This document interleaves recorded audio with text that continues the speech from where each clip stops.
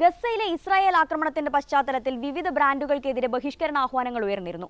പ്രമുഖ കമ്പനികൾക്ക് വൻ നഷ്ടമാണ് ഇക്കാലയളവിലുണ്ടായത്. പലയിടത്തും സ്ഥാപനങ്ങൾക്ക് പൂട്ടുവീഴുകയും ചെയ്തു. ഇത് സംബന്ധിച്ച പുതിയ കണക്കുകളാണ് ഇപ്പോൾ പുറത്തു വന്നിരിക്കുന്നത്. ഇസ്രായേൽ ആക്രമണത്തിൽ പ്രതിഷേധിച്ച് വിവിധ ലോകോത്തര ബ്രാൻഡുകൾ 1/3 ഉപഭോക്താക്കളും ബഹിഷ്കരിച്ചതായാണ് ആഗോള സർവേ ചൂണ്ടിക്കാട്ടുന്നത്. എഡൽമാൻസിന്റെ ഏറ്റവും പുതിയ ട്രസ്റ്റ് ബാരോമീറ്ററിലാണ് ഇക്കാര്യം വ്യക്തമാക്കുന്നത്. ഉപഭോക്താക്കൾ തങ്ങളുടെ രാഷ്ട്രീയ കാഴ്ചപ്പാടുകൾ സാധനങ്ങൾ വാങ്ങുന്നതിലും പ്രകടിപ്പിക്കുകയാണ്. ഇന്ത്യയിലടക്കമുള്ള 15,000 പേർ സർവേയിൽ പങ്കെടുത്തിരുന്നു. അമേരിക്ക ആസ്ഥാനമായുള്ള കമ്പനികളായ സ്റ്റാർബക്സ്, മക്ഡൊണാൾഡ്സ്, കൊക്കക്കോള തുടങ്ങിയ കമ്പനികൾ ബഹിഷ്കരണത്തിന്റെ ചൂടറിഞ്ഞിട്ടുണ്ട്. പല കമ്പനികളും തങ്ങൾ ഒരു പക്ഷത്തെയും പിന്തുണക്കുന്നില്ലെന്ന് പറഞ്ഞ് രംഗത്ത് വന്നിട്ടുണ്ടെങ്കിലും ബഹിഷ്കരണം തുടരുകയാണ്. ഏത് രാജ്യത്തെ ഉൽപ്പന്നമാണെന്നതും ഉപഭോക്താക്കളെ സംബന്ധിച്ച പ്രധാന കാര്യമാണ്. ചില രാജ്യങ്ങളുടെ ഉൽപ്പന്നങ്ങൾ 78% പേരും ഒഴിവാക്കുന്നതായും സർവേയിൽ പറയുന്നു. 60% ഉപഭോക്താക്കളും തങ്ങളുടെ രാഷ്ട്രീയ നിലപാടുകളെ അടിസ്ഥാനമാക്കിയാണ് ബ്രാൻഡുകളെ തെരഞ്ഞെടുക്കുന്നത്. ഇക്കാര്യത്തിൽ കഴിഞ്ഞ വർഷത്തെ അപേക്ഷിച്ച് 2% വർധനവുണ്ടായതായും സർവേ സൂചിപ്പിക്കുന്നു. മക്ഡൊണാൾഡ്സിന്റെ ആദ്യ പാദത്തെ വിൽപ്പനയിൽ വലിയ ഇടിവ് നേരിട്ടതായി നേരത്തെ റിപ്പോർട്ടുണ്ടായിരുന്നു.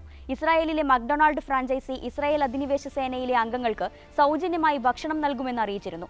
ഇതിന് പിന്നാലെ ആഗോളതലത്തിൽ വിൽപ്പനയിൽ വലിയ ഇടിവാണ് രേഖപ്പെടുത്തിയത്. മിഡിൽ ഈസ്റ്റിലാണ് കമ്പനി വലിയ തിരിച്ചടി നേരിട്ടത്. അമേരിക്കൻ കോഫി ബ്രാൻഡായ സ്റ്റാർബക്സിനും വലിയ നഷ്ടമാണ് സംഭവിച്ചിട്ടുള്ളത്. മിഡിൽ ഈസ്റ്റിലെ നിരവധി ജീവനക്കാരെ കമ്പനി പിരിച്ചുവിടുകയാണെന്ന് മാർച്ചിൽ അറിയിച്ചിരുന്നു. അമേരിക്കയിലടക്കം വലിയ വരുമാന നഷ്ടമാണ് സ്റ്റാർബക്സിനുണ്ടായത്. 2 ആഴ്ചക്കിടെ $12 ബില്യൺ കമ്പനിക്ക് നഷ്ടമായെന്ന് ബ്ലൂംബർഗ് റിപ്പോർട്ട് ചെയ്തു. 1992 ശേഷം കമ്പനി നേരിടുന്ന ഏറ്റവും വലിയ സാമ്പത്തിക തിരിച്ചടിയാണത്. ഇസ്രായേൽ അനുകൂല നിലപാട് മൂലം ബഹിഷ്കരണം നേരിട്ടത് വിനയായെന്ന് സംബന്ധിച്ച് സ്റ്റാർബക്സ് സിഇഒയും ഇന്ത്യൻ അമേരിക്കൻ വ്യവസായിയുമായ ലക്ഷ്മൺ നരസിംഹൻ രംഗത്തെത്തിയിരുന്നു. തങ്ങളുടെ നിലപാടിനെ കുറിച്ചുള്ള തെറ്റിദ്ധാരണകളാണ് യുഎസിൽ വിൽപ്പന കുറയാൻ കാരണമായതെന്നായിരുന്നു അദ്ദേഹത്തിന്റെ ന്യായീകരണം. ഇസ്രായേലിന്റെ ഗസ അധിനിവേശത്തെക്കുറിച്ചുള്ള തങ്ങളുടെ നിലപാടിനെ തെറ്റായി ചിത്രീകരിക്കുകയാണെന്നും അദ്ദേഹം കൂട്ടിച്ചേർത്തു. വാഷിംഗ്ടണിലെ സീറ്റിൽ ആസ്ഥാനമായ കോഫി ഹൗസ് റോസ്റ്ററി റിസർവ് ശൃംഖലയാണ് സ്റ്റാർബക്സ് കോർപ്പറേഷൻ. ലോകത്തെ ഏറ്റവും വലിയ കോഫി ഹൗസ് ശൃംഖലയാണത്. 1971 സ്ഥാപിതമായ കമ്പനിക്ക് 84 രാഷ്ട്രങ്ങളിൽ 35,000-ലേറെ ഷോപ്പുകളുണ്ട്. 4 ലക്ഷത്തിലേറെ തൊഴിലാളികളും. KFCയെയും ബഹിഷ്കരണ ക്യാമ്പയിൻ വലിയ രീതിയിൽ ബാധിച്ചു. മലേഷ്യയിലെ 108 ഔട്ട്ലെറ്റുകളാണ് ഇതുവരെ അടച്ചുപൂട്ടിയത്. ഗസയിൽ ഇസ്രായേൽ തുടരുന്ന കൂട്ടക്കുരുതിയെ അമേരിക്ക പിന്തുണച്ചതിന് പിന്നാലെയാണ് KFC അടക്കമുള്ള ആഗോള ഫുഡ് ശൃംഖലകൾക്ക് വൻതോതിൽ ബഹിഷ്കരണം നേരിടേണ്ടി വന്നത്. ബഹിഷ്കരണത്തെ തുടർന്ന് കച്ചവടത്തിലും വരുമാനത്തിലും വൻതോതിൽ ഇടിവുണ്ടായതിന് പിന്നാലെയാണ് ഔട്ട്ലെറ്റുകൾ അടച്ചുപൂട്ടാൻ അധികൃതർ നിർബന്ധിതരായത്. അടച്ചുപൂട്ടിയ ഔട്ട്ലെറ്റുകളിലെ ജീവനക്കാരെ തുറന്നു പ്രവർത്തിക്കുന്ന മറ്റ് ഔട്ട്ലെറ്റുകളിലേക്ക് നിയമിച്ചതായും കമ്പനി വ്യക്തമാക്കിയിരുന്നു. പ്രമുഖ ഫാഷൻ കമ്പനിയായ സാറയ്ക്കെതിരെയും ബഹിഷ്കരണ ആഹ്വാനമുണ്ടായിരുന്നു. ഗസയിൽ നടക്കുന്ന ഇസ്രായേൽ നരനായാട്ടിനെ പിന്തുണയ്ക്കുന്ന തരത്തിൽ പുറത്തിറങ്ങിയ പരസ്യചിത്രമാണ് സാറയ്ക്ക് വിനയായത്. അമേരിക്കൻ മോഡലായ ക്രിസ്റ്റൻ മക്മനാമി അഭിനയിച്ച ദി ജാക്കറ്റ് എന്ന പേരിൽ പുറത്തിറക്കിയ പരസ്യ ക്യാമ്പയിനാണ് വിവാദമായത്.